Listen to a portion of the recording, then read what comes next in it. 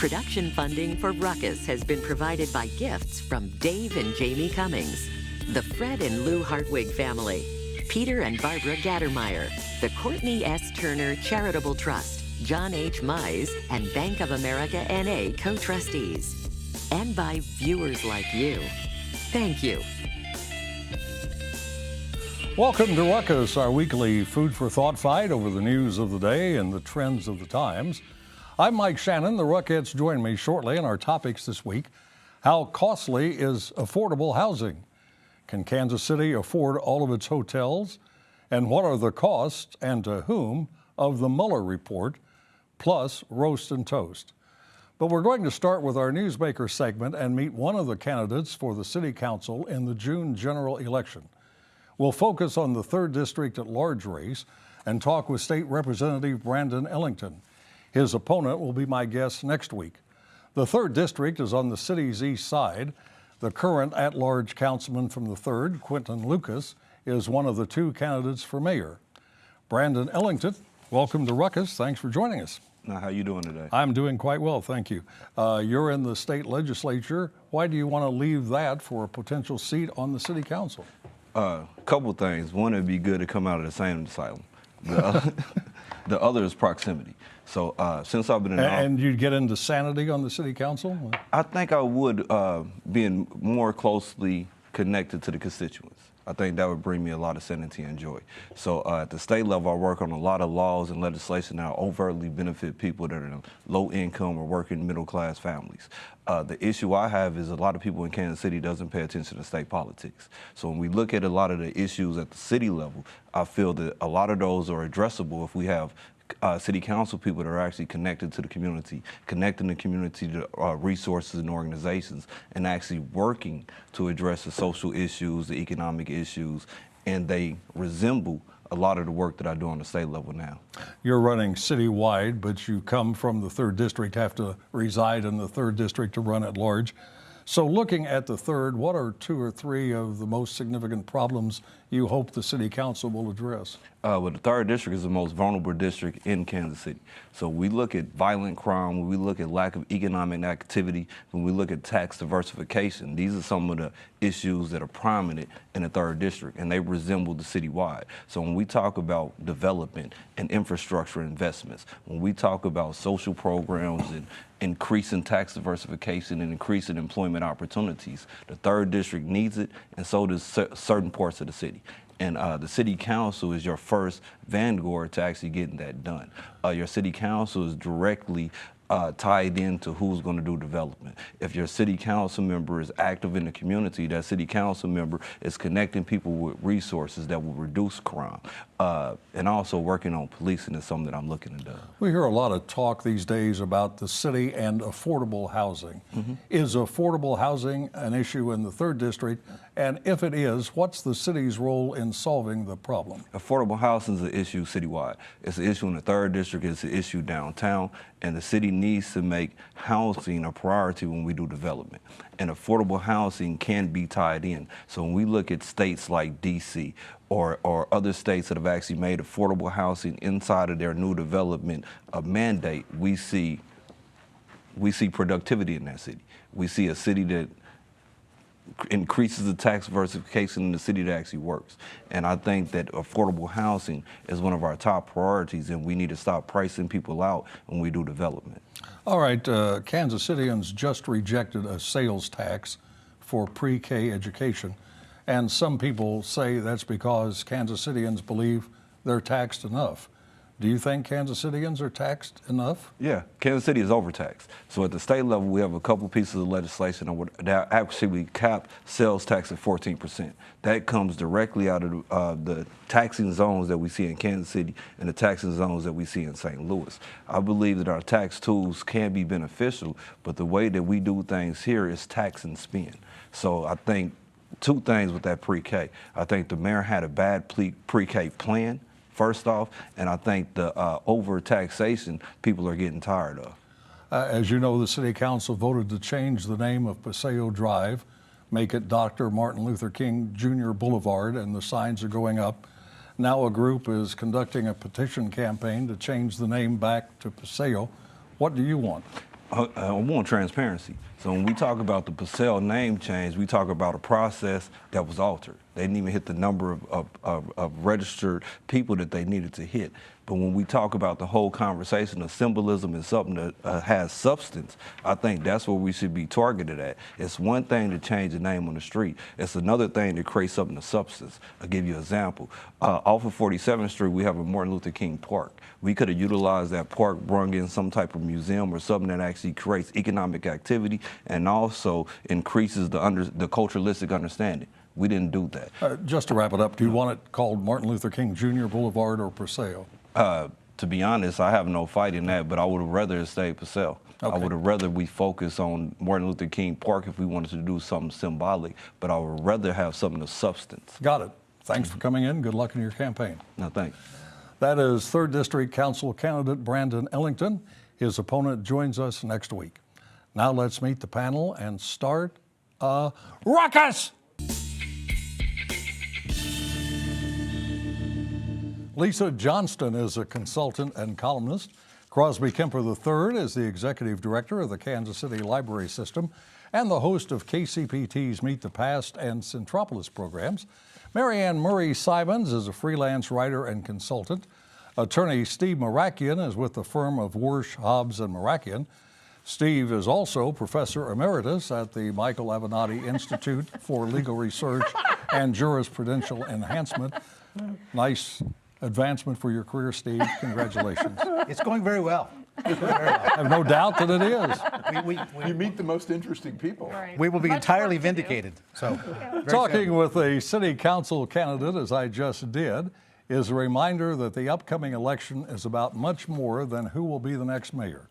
There are multiple issues to consider, including the much talked about and modestly defined affordable housing question. Individuals grapple with affordable housing questions as they decide where to live and how much they can handle in rent or mortgage payments. How does the city government get embroiled in affordable housing? Does the city have a role? And if so, what do you think it is, Marianne?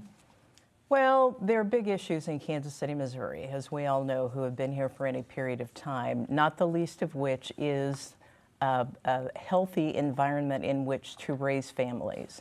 And so affordable housing is all part of how we improve our community as a whole. The city's hoping to add 5,000 affordable housing units somewhere in the city, probably on the east side. And there are lots of different ways they're looking at to be able to fund that, not the least of which is increasing the property tax, maybe a sales tax increase. There are some funds that are out there that they could pull funds from.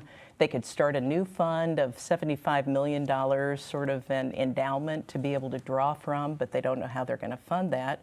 Or they could go to developers of these kinds of properties and say, instead of 2 parking places per unit, you can do 1 parking place per unit if you'll assign 20% of the housing stock to the affordable housing group. So the question is in the air as to how this will all end up, but the city is taking a very strong role. Steve, is it a legitimate function of the local government to deal with affordable housing? Well, I would say yes, it is. Housing is critically important, obviously, to a community, as Marianne just said, and I agree with that. I am concerned, however, I think the government's role should be extremely limited. It's very hard to draw that line. We've seen government housing programs for years in major cities, including Kansas City, that were complete, absolute disasters. My firm, for many years, represented the Kansas City Housing Authority.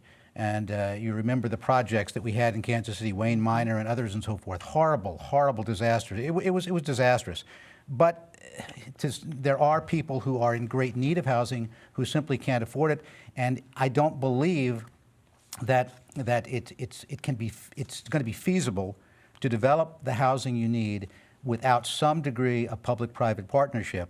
But I would say I am much more in favor of the private development with incentives than I am with the public, with the government being involved. A tax increase, Crosby, do you think anybody's going to buy a tax increase for affordable housing? We're one of the highest tax cities in the United States, and we send $153 million every year of tax money to developers and corporations through TIF and tax abatement. All we need to do is pull back some of that money. We could spend it on affordable housing or fixing potholes or But let sewer me and ask you water this, how rates. does the city handle that? Do they just give the housing to people, or do they take control of the houses, charge rent? How do they do it? Typically, they lower the rent. Is And what subsidize happens. the difference? Subsidize the rent. Yeah, but the city's major program in the last 2 city councils has been a $10 million plan to tear houses down. You understand, as Steve has alluded to, 3 times in my adult lifetime, the federal government has stepped in and either taken over our housing authority or severely limited its activities, sanctioned its activities. We have paid no attention to this. I don't think there's anybody in city government today who knows anything about this or can do anything about it. So the $75 million plan, in my view, is DOA. The voters will not vote for a tax increase and give it to the same people. Affordable housing is something that would benefit only a relatively small portion of the population. I Well, assume. our housing, we subsidize an immense amount of housing in Kansas City, and it's all for upscale luxury apartment buildings like 1 Light, 2 Light, and 3 Light downtown. Just take the $17 million we're paying for the 3 Light garage and put that into affordable housing and for actual poor people. You know, we don't actually subsidize housing for poor people in Kansas City. We subsidize it for rich people. I don't want to co-opt our next topic, but maybe they could put people in hotel rooms. Well, there are a lot of empty hotel rooms, and I think that's a great idea, Mike. Lisa, before we wrap this up, there are other topics that ought to be discussed in this campaign. What are some of them? Well, I think those things that affect people's daily lives, they want to know what the city government is going to do to make their lives better and the lives of those they care about, things that are right outside their front doors. So they want to see potholes fixed. They want to see the deferred maintenance taken care of. They're concerned about safety, about community policing, murder rates, and of course the housing we've been talking about. You know, lots of folks will point to major initiatives like the airport, but those are not really the things that affect people day to day, and they want to see impact on those day-to-day issues. All right, now we're going to move on to the issue I sort of brought up. Sometimes skeptics get it right. For years, local authorities have claimed that a shortage of hotel space, especially the absence of a convention hotel downtown, kept tourists and conventioneers from coming to Kansas City. So to solve the problem, often with tax incentives, the city sought and attracted new hotels. But now a Kansas City Star report based on data from Visit KC shows supply exceeding demand, something skeptics warned about. In short, Kansas City has more hotel rooms now than likely reservations, and the 800-room Lowe's Hotel downtown has yet to open. So what now? Visit KC officials believe, of course, the answer is spending more money to attract conventions and visitors to fill the empty rooms. Crosby, do you have any reservations about that? Ouch. Just a few. I have no reservations about this report, which shows, what I want to say, I told you Yeah, so. well, I you're one of the testified before the skeptics. city council. The library brought Haywood Sanders, the leading analyst, academic analyst of this stuff, saying, don't do this. And I said, you're going to have what the survey shows, this growing gap between demand and supply in Kansas City. And why are we doing this anyway? This is about creating low-wage jobs. It's hugely subsidized, and now we have competing subsidies going on. So it's a little bit of a joke, and the current city council and the last city council, and yes, the mayor, are responsible for this, and they should not get any more money. Kansas City is going to be around the 40th largest convention center in the United States and around the 40th largest tourist and visitor destination, because that's, roughly speaking, the size of the city. Just before we move on to Mary Ann, I've read this 3 or 4 times and to make sure I got it right. There were more conventions in Kansas City in 2000 than there have been in any of the subsequent years. Right, and this was before the Sprint Center and the Power and Light District. And our $100 million expansion of the Las Vegas style ballroom of the convention center. Yeah, no, we're not growing conventions at all, and we're growing room nights a little bit because of sports and performing arts. Mary Ann, is this just a temporary problem for Kansas City or a lasting one? I think it's a temporary problem, and I think the issue is around the fact that you book these conventions years in advance, and they do it based upon your inventory of rooms in a specific area, in this case, downtown Kansas City. And we really did have a problem with a lack of rooms in downtown Kansas City. So we lost the FFA, we lost Skills USA, and a lot of other large conventions that have gone to other cities that had the hotel stock. We now have that in our back pocket, and Visit USA needs to go, or Visit KC needs to go out and really sell to these larger groups again to bring them back in to be able to sustain the additional. Well, presumably that's what Visit KC has been doing. Right, and they want more money to be able to do it. The question is, do they need that, or can they use the existing staff and contacts they have to be able to regenerate those old relationships? Steve, what about the homicide rate that gets reported not only locally but nationally? You think that discourages conventions and visitors from coming to Kansas City? I think it has a minimal effect. The homicide rate clearly is a problem, and Kansas Cityans know about it. But when you compare the homicide rate to the kind of the publicity that you get to cities like Chicago and so forth, it's minuscule comparatively. And yet, cities like Chicago thrive in terms of tourism. People don't say, we're not going to go there for vacation or have a convention there because there's a lot of homicides on the south side of Chicago. It's a horrible problem, not minimizing it, simply saying they still get their conventions. And I don't think that's the issue in Kansas City. I think there are a lot of other issues. What is the issue? Well, I think a lot of it is more centered on the perception of Kansas City, which despite great strides we've made with sports teams and with arts and with theater and so forth, people still look, except in the Midwest, Nebraska and Iowa and so forth, people look at Kansas City as being, Kansas City, why would I go there? So when you talk about getting these national conventions, there are other places that seem to be more attractive, and I don't think we've done a great job attracting all these conventions, but I also agree with Crosby. I don't think building more hotels is the answer. Lisa in here, do you think we'll now see hotels closing?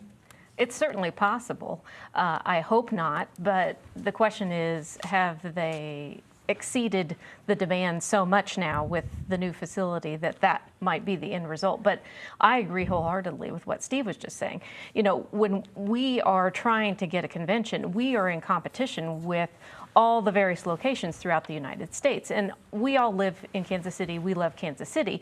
But the outsider's perspective is that we don't have as much to do as some other places. We don't have as many world-class attractions. And so then it becomes, is the cost-benefit analysis going to work? Right. Can we offer a beneficial cost for the experience that makes us a draw? The big conventions are all subsidized. We lost the FFA because we didn't give them over $2 million in subsidy. And why do we do this? This doesn't create economic growth in Kansas City. It's just subsidizing somebody else's businesses. Hotels are all owned out of town and operated out of town. This is the dumbest economic development strategy in the country. And we had Haywood Sanders, the leading expert on this, say this, and every member of the city council derided me and the library for doing that. But the result is what we've got, and it's Jones Lang LaSalle that says we're going to have this huge gap, Mary Ann, all right, we got into the future. Press forward. The long-awaited, much anticipated, and perhaps exaggerated Mueller report conclusions are at least partially known. And it appears to some Mueller was duller than many hoped. On the quintessential question of President Trump's alleged collusion with the Russian government to subvert the 2016 presidential election, Special Counsel Robert Mueller said that did not happen. Now, there are other issues and other conclusions to come, but on the basis of what we now know, what is the impact of the Mueller report on the body politic? We'll do Steve and then Lisa and then get everybody else in. Well, there are several critical factors here. The impact on the body politic is it's going to be a free-for-all for now for the next 20 months or whatever until the election, and it shouldn't be. Americans everywhere should be thrilled by this report, which establishes that our president did not collude, our president did not obstruct, our president did not commit any crimes. This has been established now. So all this nonsense talking about, well, maybe there's some evidence and he might have obstructed and maybe now it's abuse of power, it's all a bunch of bull. There are four critical factors. I'll take them quickly. I know you want to move around the room, okay? The president did not collude with the Russians. The president did not obstruct justice. The president, the only crime that was committed was by Jim Comey and the FBI. That's three factors. I'll let them talk about the rest. All right, Lisa, it seems to me before the report, back when it first began, We heard from Democrats, Republicans. Robert Mueller is the guy. He's the gold standard. Right. You got to trust him. Let's wait till the Mueller report comes out. Now, the Mueller report has come out, and leading Democrats are saying we don't trust him, we don't trust the outcome. And it's largely, I think, due to the fact that they were hoping for something in there that would allow them to pursue some kind of line of attack on the president and possibly move forward with impeachment. And of course, that's still being talked about. But I think that Democrats need to proceed extraordinarily carefully here. And Steve is exactly right. It's going to be a free-for-all. Everybody's going to dig into the minutia of all the language and say, oh, but look on page 200 in this paragraph, it says this and this. And that's going to happen, and we need to be prepared for that. But ultimately, people know what the top line conclusions are at this point. And I think it's highly unlikely. People have criticized Barr, and now it seems that Mueller is going to testify, and we'll see if he contradicts anything that Barr has said. But let's not forget, Mueller has not been shy. When something has come out that was factually incorrect, like the BuzzFeed report earlier in the year, he came out and said, no, this is wrong, it's not from our team. So I think if the summary had been improper, he would have said something. Crosby, weigh in.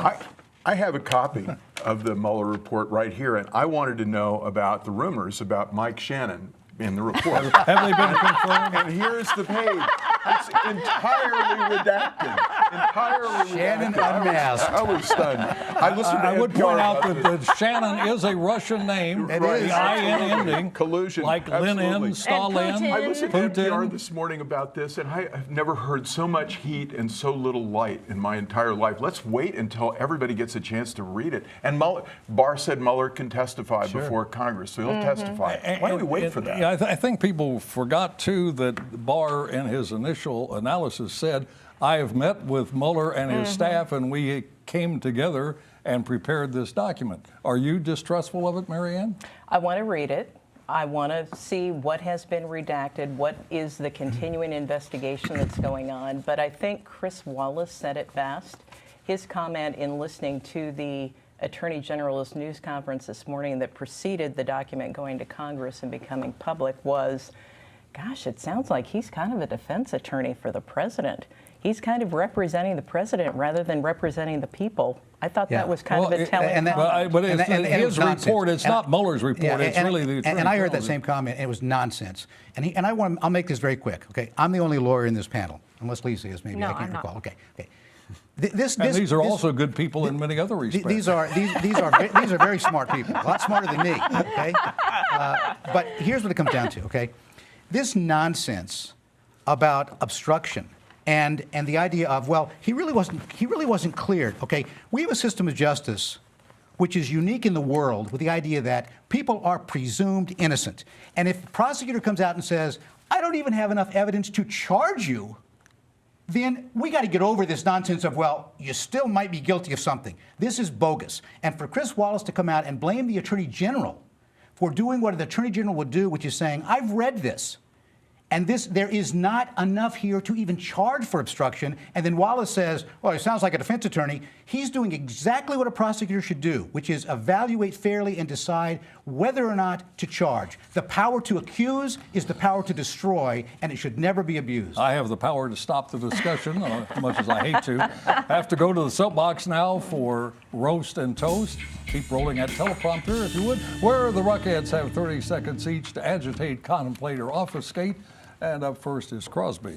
So I'd like to toast the 15th anniversary of the Central Library, which we're celebrating tonight with Vartan Gregorian, who 17 years ago gave a great speech called Libraries as Acts of Civic Renewal. And I'd like to toast particularly my cousin Jonathan Kemper, the late great Phil Kirk, Olivia Dorsey, John Laney, and the others who made the Central Library happen, and particularly to the great Vartan Gregorian, who's come back to celebrate with us. Great Steve Marakian. If you missed Eric Swalwell's announcement that he's running for president, so did almost everyone else. This guy is not only crazy, he's dangerous. Swalwell has not only proposed jailing people for lawfully owning firearms, but he is now one of a select group, including himself, Adam Schiff, and Maxine Waters, who, despite Mueller's 2-year investigation, still proclaim that Trump is literally a Russian agent. So what do black holes and Swalwell's brain have in common? Black holes are devoid of matter, and Swalwell's brain is devoid of any thoughts that matter. Another Mad Hatter who wants to drive the crazy train. Lisa. My roast is for establishment Democratic insiders who, according to a New York Times article, are discussing organizing an effort to attack Bernie Sanders because he's doing too well. Other candidates can't win a general election unless they can beat Bernie on their merits. And resurrecting nasty, underhanded tactics like some of those we saw in 2016 against Bernie will only further fracture the party and may pave the way for another Trump victory. Marianne. I have a heartfelt toast to Mindy Corporan and the annual 7 Days event that concluded this week in Kansas City. It was founded in honor of her father, her son, and Terry Lamanno, who were killed by a white supremacist 5 years ago. The event really is about looking at how we're more alike as a community than we are different, and ending the divisiveness in our community that has led to lots of problems, political and otherwise, in our country. I hope we all take that message to heart. And finally, here is a toast to probably the wittiest senator in Washington, John Kennedy, Republican of Louisiana. Asked the other day by a reporter about congressional inactivity, Kennedy replied, "Doing nothing is hard. You never know when you're finished." Well, we're finished. That's Ruckus for this week. We're back next Thursday at 7. Now for the Ruckettes and the crew, happy Passover, happy Easter. Thanks for watching, and good night.